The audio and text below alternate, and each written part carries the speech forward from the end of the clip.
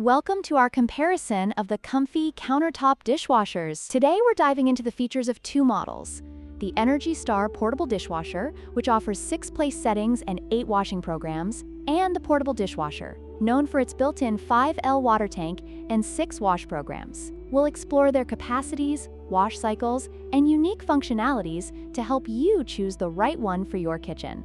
Let's get started.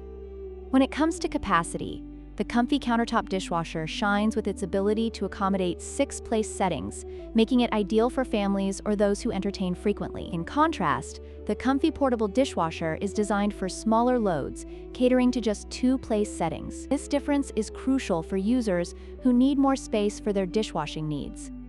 Next, we look at the washing programs. The countertop model offers 8 different wash programs, including specialized cycles like baby care and eco, providing versatility for various cleaning needs. On the other hand, the portable model has 6 wash programs, which, while sufficient for everyday use, may not cater to specific needs as comprehensively as its counterpart.